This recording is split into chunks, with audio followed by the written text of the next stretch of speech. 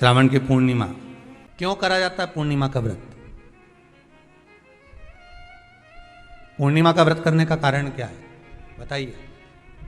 आप इतने सालों से कर रही हो, कई माताएं कर रही होंगी पूर्णिमा का व्रत। एक समय फलाहार करती हैं, एक समय भोजन करती हैं। भोजन में खीर का होना जरूरी होता है पूर्णिमा के व्रत में। दूध की सामग्री होना जरूरी होती है पूर्णिमा के व्रत में। आप फलाहार करें अपनी जगह पर है, पर एक समय भोजन कर रहे हैं वो अपनी जगह पर। भोजन के साथ में मीठे के साथ थोड़ा दूध की सामग्री होना जरूरी होती है।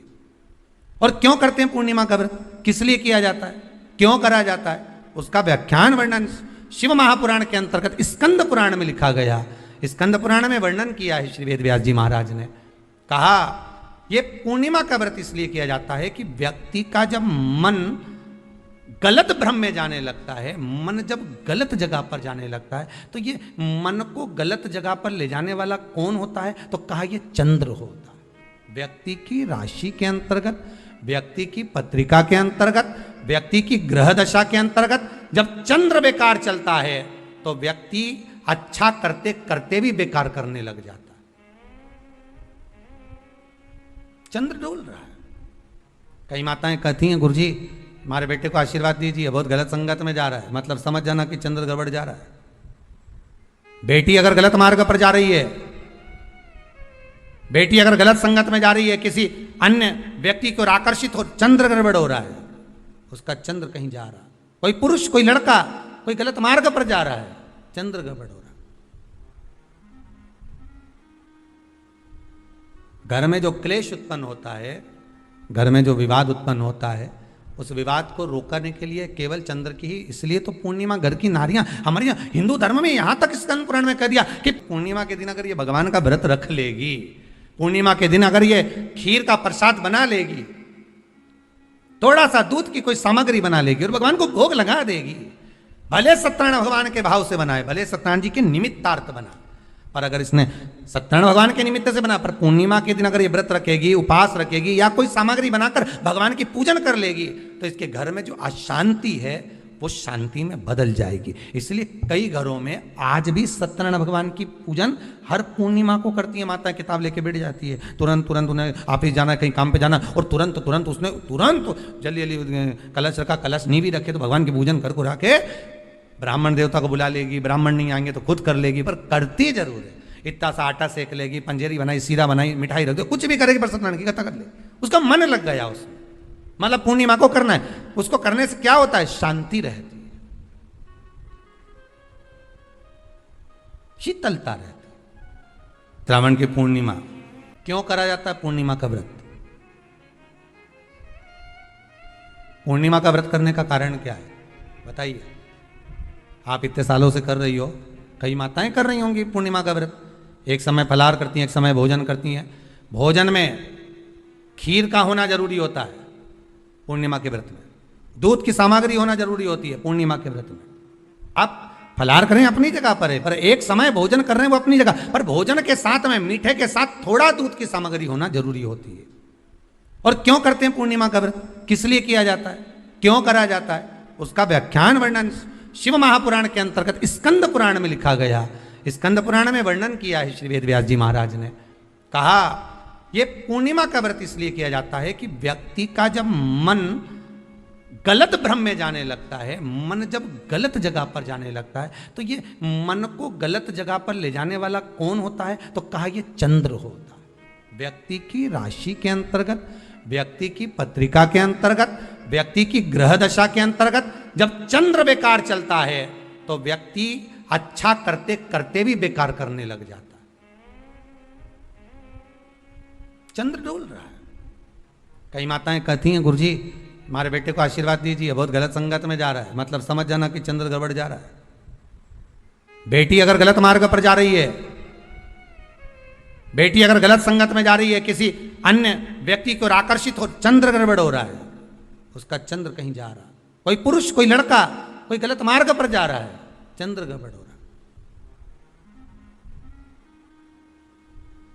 घर में जो क्लेश उत्पन्न होता है, घर में जो विवाद उत्पन्न होता है, उस विवाद को रोकने के लिए केवल चंद्र की ही, इसलिए तो पूर्णिमा घर की नारियां हमारे यहाँ हिंदू धर्म में यहां तक स्कंद पुराण में कह दिया कि पूर्णिमा के दिन अगर ये भगवान का व्रत रख लेगी, पूर्णिमा के दिन अगर ये खीर का प्रसाद बना लेगी, थोड़ा सा दूध की कोई सामग्री बना लेगी और भगवान को भोग लगा देगी, भले सत्यनारायण भगवान के भाव से बनाए, भले सत्यनारायण जी के निमित्तार्थ बना, पर अगर इसने सत्यनारायण भगवान के निमित्त से बना, पर पूर्णिमा के दिन अगर ये व्रत रखेगी, उपास रखेगी या कोई सामग्री बनाकर भगवान की पूजन कर लेगी, तो इसके घर में जो अशांति है वो शांति में बदल जाएगी। इसलिए कई घरों में आज भी सत्यनारायण भगवान की पूजन हर पूर्णिमा को करती है। माता किताब लेके बैठ जाती है, तुरंत तुरंत उन्हें ऑफिस जाना, कहीं काम पे जाना, और तुरंत तुरंत उसने जल्दी जल्दी कलश रखा, कलश नहीं भी रखे तो भगवान की पूजन कर के ब्राह्मण देवता को बुला लेगी, ब्राह्मण नहीं आएंगे तो खुद कर लेगी, पर करती जरूर है।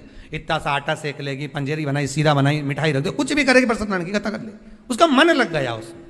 मतलब पूर्णिमा को करना है, उसको करने से क्या होता है, शांति रहती है, शीतलता रहती है। जिसके घर में हर महीने की पूर्णिमा को खीर बनती हो, ध्यान दीजिएगा, बहुत सुंदर संवाद चल रहा है, बहुत ध्यान देने वाली बात है। प्रत्येक महीने की पूर्णिमा को जिसके घर में दूध की सामग्री बनती हो, दूध की सामग्री तैयार होती हो, खीर प्रसाद तैयार होता हो, उसके घर में कभी क्लेश नहीं हो सकता। चाहे सास बहू एक दूसरे के सामने वो कहे ना, वो सांप और नेवले की लड़ाई क्यों ना, फिर भी शांति हो जाती है। पर प्रत्येक महीने की पूर्णिमा होना चाहिए, ये नहीं कि तुमने एक महीने की पूर्णिमा पे बना लिया और दूसरे महीने की पूर्णिमा को गायब कर दिया। सावन महीने का आखिरी दिन आप शिव को जब 2 लोटा जल चढ़ाएं तो उसमें इत्र का भाव रखकर, कामना कर कर, त्र्यंबकेश्वर बाबा का स्मरण कर कर और महामृत्युंजय मंत्र को जपते हुए, महामृत्युंजय मंत्र का स्मरण करते हुए, और अगर महामृत्युंजय मंत्र याद नहीं हो तो पंचाक्षर मंत्र नमः शिवाय, पंचाक्षर का स्मरण नहीं रहे तो षडाक्षर ओम नमः शिवाय, षडाक्षर का स्मरण नहीं हो तो श्री शिवाय नमस्तुभ्यम मंत्र का स्मरण कर कर इत्र का जल शिव जी को समर्पित करो और बाबा से निवेदन करो कि 1 महीना तेरी कृपा से सावन के निकले, तूने जल चढ़वाया, बीच में कोई दिन छूट गया, कोई कारण आ गया, हम जल नहीं चढ़ा पाए। जैसे भगवान विष्णु एक कमल का पुष्प नहीं चढ़ा पाए थे तो उन्होंने अपना नेत्र निकाल कर दे दिया था, तो भगवान शंकर इतने प्रसन्न हुए थे कि उन्होंने अपना सुदर्शन चक्र दे दिया था। विष्णु भगवान ने नेत्र दिया, शंकर भगवान ने सुदर्शन दिया, तो भगवान शंकर से कहना अगर बीच में कोई त्रुटि हो गई हो, सावन के महीने में कोई पूजा अधूरी रह गई हो, कोई त्रुटि हमसे हो गई हो और हम जल नहीं चढ़ा पाए हों, तो आखिरी दिन सावन के इत्र का जल चढ़ा देने से बाबा उस त्रुटि को समाप्त कर कर कामना पूर्ण कर। शिव समान वो मेरा शिव। हम फिर निवेदन करेंगे, आज की जो पूर्णिमा है, प्रयास करो भोलेनाथ जी को एक श्वेत चावल का दाना शंकर भगवान को समर्पित जरूर करो। और रात्रि के समय पर जब चंद्र पूर्ण आनंद के साथ में हो, और यदि कोई शरीर में बहुत ज़्यादा कोई रोग ग्रसित हो गया है, कोई चर्म रोग हो गया है, कोई शरीर में कोई भयंकर रोग हो गया है, तो छोटी सी बेलपत्र शंकर भगवान पर चढ़ी हुई चंद्रमा की रोशनी में चंद्रमौलेश्वर महादेव का नाम लेकर औषधि के रूप में उसको चबा चबा कर खा लो चंद्रमा की रोशनी में, उससे वो औषधि का काम करेगी और तुम्हारे रोगों को समाप्त करेगी। चंद्रमौलेश्वर महादेव का स्मरण। कौन से महादेव? चंद्रमौलेश्वर। और चंद्रमौलेश्वर महादेव की चंद्रमौलेश्वर शिव उपासना ये बहुत और आज तो सुंदर पूर्णिमा है, बाबा की बड़े आनंदमय स्वरूप है।